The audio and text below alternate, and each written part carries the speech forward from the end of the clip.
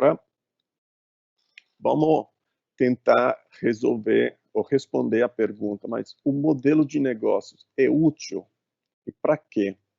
Bom, uma primeira utilidade de um modelo de negócio é o foco em geração de valor distintivo, ou seja, com relação ao resto do mercado, à concorrência e aos produtos e serviços que são alternativos aos seus. É um foco estratégico, não é um foco oportunista, então é mais defensível contra os concorrentes. Tá?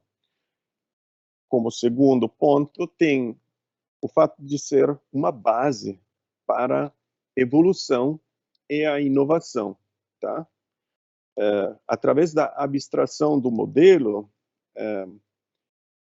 o modelo de negócio possibilita, facilita uma inovação incremental ou, então, uma inovação radical. Você pode pegar um Business Model Canvas e tentar variar uma grande parte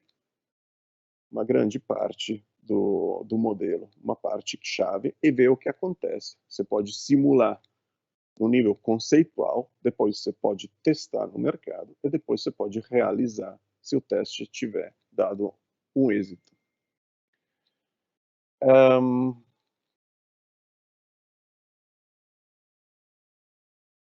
Terceiro ponto, pode ser uma base para comparação.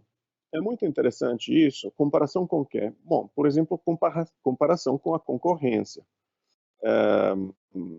Comparação de cadeia de valor, comparação de clientes e fornecedores, ou seja, eu posso colocar um do lado do outro um modelo de negócio analisado que é o meu e o modelo de negócio que eu analisei ser o modelo de negócio de um meu cliente ou de um meu fornecedor, para estabelecer um relacionamento negocial ou de parceria mais interessante. Se eu entendo bem o modelo de negócio dos sujeitos com os quais eu me relaciono, isso me facilita na negociação. Tá?